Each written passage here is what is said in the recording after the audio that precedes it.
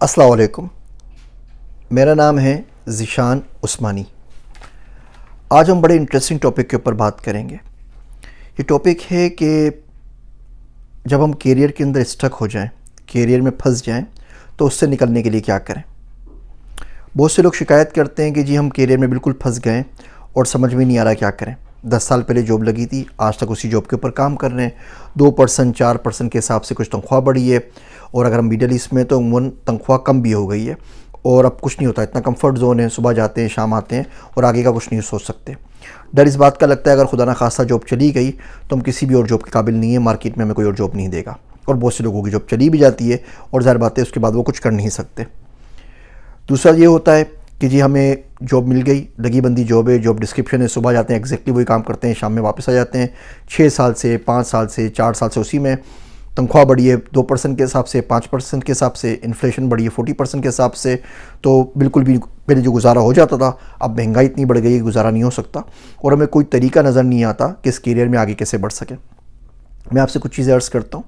इन छोटी छोटी सजेशंस के ऊपर अमल करके आप बहुत आराम से अपने करियर को आगे एक्सपेंड कर सकते हैं, उसको आगे बढ़ा सकते हैं, उसको बदल सकते हैं। हमने पहले भी वीडियो बनाई थी पेशा कैसे तब्दील करना है, बाकी चीज़ों के ऊपर। अभी हमारा फोकस है कि आप स्टक फील कर रहे हैं तो उस चीज़ से बाहर कैसे निकलें, उस होल से बाहर कैसे निकलें, उस कंफर्ट जोन से बाहर कैसे निकलें।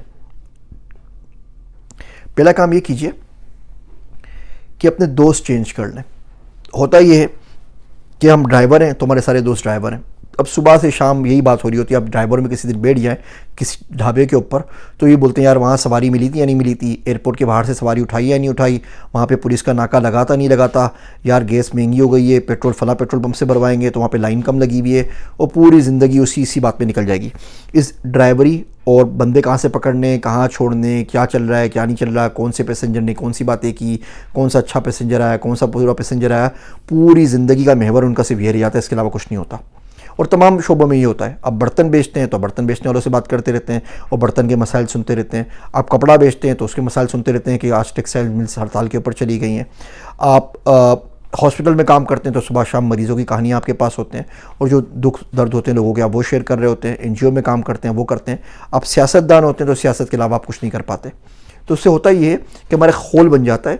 हमें हर जगह से वही चीज़ नज़र आ रही होती है। हमें हर जगह एम्बुलेंस दिखेगी, मरीज़ दिखेंगे, डॉक्टर दिखेंगे, मेडिसिन दिखेंगी, चढ़ती उनकी प्राइसेस दिखेंगे और बीमार लोग नज़र आएंगे। उसके अलावा हमें कुछ नज़र नहीं आएगा, हमें किसी की शादी भी नज़र नहीं आएगी। तो होगा ये, सबसे पहले जब आप दोस्त चेंज करेंगे तो आप किसी और शोबे के दोस्त बनाइए। मिसाल के तौर पे अगर मैं डेटा साइंटिस्ट हूँ तो मेरी पूरी कोशिश होती है कि मेरे लिंक्डइन के ऊपर नेटवर्क के अंदर वो लोग आएँ जो मेटावर्स से ताल्लुक़ रखते हैं, क्योंकि मैं आजकल मेटावर्स के पीछे हाथ धोके पड़ा हुआ हूँ, एनएफटी और मेटावर्स के पीछे उनको सीख रहा हूँ। तो क्योंकि डेटा साइंटिस्ट को करते करते तमाम चीज़ें पड़ी हुई हैं, वही चीज़ें वापस बोलते रहते हैं, बंदा आप कितनी दफ़े की बात को सुनेगा। तो जिस प्रोफेशन में आप जाना चाहते हैं, जिसका आपको इंटरेस्ट है या आपको लगता है कि आपके लिए कोई करियर का दरवाज़ा खुल सकता है, उस प्रोफेशन के लोगों से दोस्ती शुरू कर दी है। ये पहला तरीका है। दूसरा तरीका ये है कि जिस ज्योग्राफी में रह रहे हैं उस ज्योग्राफी से बाहर आ जाएं। बहुत मरतबा ऐसा होता है कि आप लाहौर में रह रहे हैं और लाहौर में किसी पे काम कर रहे हैं। अब जिस बच्चे से आप बात करते हैं लाहौर में, वो सब जिस जगह पे आप रहेंगे, आप शादमान टाउन में रहते हैं, आप गुलबर्ग में रहते हैं, आप डिफेंस में रहते हैं, तो वहाँ रहने वाले सारे लोग बिल्कुल आपके जैसे होते होंगे ना। आपकी जितनी तनख्वाह कमाएंगे, आप जैसी गाड़ी होगी, आप जैसी बीवी होगी, आप जितने बच्चे होंगे, तकरीबन सेम होगा, क्योंकि वो हम कोहोर्ट एनालिसिस करते हैं ना, तो एक जैसे लोगों के साथ रहना शुरू कर देते हैं। अब वही तमाम चीज़ें चलती रहेंगी जो हमने पहले डिस्कस की हैं, वही तमाम बातें, वही तमाम लाइफ स्टाइल, तमाम चीज़ें, उससे आप बाहर नहीं सोच सकते। तो सबसे अच्छा तरीका ये होता है कि आप उससे ऊपर वाले लाइफ स्टाइल में चले जाएँ या नीचे वाली जगह के ऊपर चले, ज्योग्राफी से बाहर निकल जाएँ। अब लाहौर है, लाहौर से आप कराची चले जाएँ। अब आपको बिल्कुल नई अपॉर्चुनिटीज़, नए लोग, नई चीज़ें नज़र आएंगी। आप इस्लामाबाद चले आइए, पाकिस्तान में, पाकिस्तान से बाहर चले आइए, आप माल्टा चले जाइए, अर्जेंटीना चले जाइए, ब्राज़ील चले जाइए, अमेरिका चले जाइए। जॉब के लिए जाएँ, पढ़ने के लिए जाएँ, जाने के बहुत सारे तरीके हैं, हम उसके ऊपर डिस्कस करते हैं। लेकिन अपनी ज्योग्राफी को चेंज कर लीजिए, उससे आप ये करियर में जो स्टक होते हैं उससे आप बाहर निकल सकते हैं। तीसरा काम ये होता है कि जॉब्स के लिए अप्लाई करना शुरू कर दें। आप बोलें जी ठीक है, मैं काम कर रहा हूँ अकाउंट्स मैनेजर की, लेकिन अब मुझे एक्चुअरीज़ में जाना है, मुझे ब्लॉकचेन के अंदर जाना है। अब ब्लॉकचेन को पढ़ना शुरू करें और ब्लॉकचेन की जॉब के लिए अप्लाई कर दें। ज़्यादा बंदा क्या करेगा, आपको नहीं मिलेगी ना नौकरी, लेकिन जब आप इंटरव्यू में जाएंगे 10 सवाल पूछेगा और आपको 8 के जवाब नहीं आते होंगे, तो आपको मुफ्त का फीडबैक मिल गया, आपको एग्जैक्टली पता चल गया कौन सी 8 चीज़ें आपको नहीं आती। उनकी लिस्ट बना लीजिए, उनको पढ़ना शुरू कर दीजिए। तो जॉब को स्विच करने के लिए दूसरे प्रोफेशन में इंटरव्यू देना शुरू कर दें। मेरा एडवाइज़र कहता था, पीएचडी का डेनियल कर्क, कि बंदा जब तक जलील ना हो सीखता नहीं है। तो कोई बात नहीं, थोड़ी सी मुशक्क़त उठानी पड़ेगी लेकिन आप सीख जाएंगे। चौथा तरीका ये है कि आप इमर्जिंग टेक्नोलॉजीज़ में या नई टेक्नोलॉजीज़ के ऊपर अपने आप को अप स्किल करने पे आ जाएं।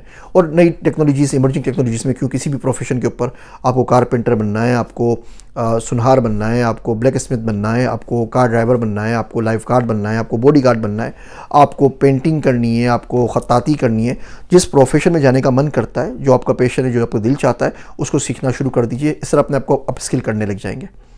इसके अलावा एक तरीका ये होता है कि वो लोग जो जिस प्रोफेशन में आपको टारगेट जाना चाहते हैं, उन लोगों से जाके एडवाइस ले लीजिए। मिसाल के तौर पे कोई शख्स मेरे पास आता है कि जी मैं अकाउंटेंट हूँ और मुझे डेटा साइंटिस्ट बनना है, तो मैं बता सकता हूँ बिकॉज मैं 10 साल से ही काम कर रहा हूँ, तो मैं उसको बता दूंगा जी डेटा साइंस के लिए आपने यहाँ से शुरू करना है, यहाँ ख़त्म करना है, ये बेसिक इंग्रेडिएंट्स हैं जिसमें आपको आने चाहिए।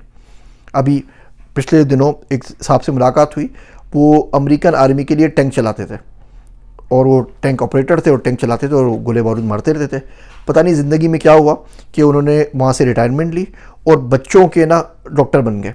अब जितने वो न्यू नेटल के जो निकीज़ होते हैं उसके अंदर पूरे अमेरिका में घूमते हैं, एक एक महीने हॉस्पिटल में काम करते हैं और बिल्कुल नॉमिनल चार्जेस के ऊपर, और वो बच्चों को सेव करते हैं।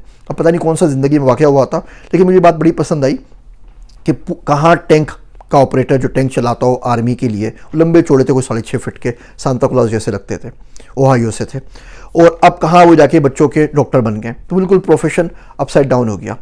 एक बेले डांसर मिली जो अब वेट्रेस का काम कर रही हैं, एक स्कूल टीचर मिली जो कि अब ऊबर चलाती हैं। तो बहुत सारे प्रोफेशंस चेंज होते रहते हैं। अपना जोग्राफिया चेंज करें, अपने दोस्तों को चेंज करें, अपने आप को अपस्किल करें, इंटरव्यूज़ देने के लिए चले जाएँ, जिस जगह में जाना चाहते हैं उसमें इंटरव्यूज़ दे दें, और अपनी फील्ड के, उस फील्ड के जिसमें जाना चाहते हैं उसके मेंटर से मिलें ताकि आपको गाइड कर सकें।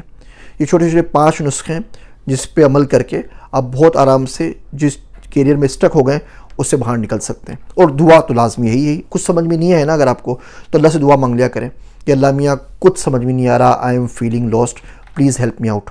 मैं मैक्सिको गया, वहाँ कहावत लिखी हुई थी, when student is ready teacher appears.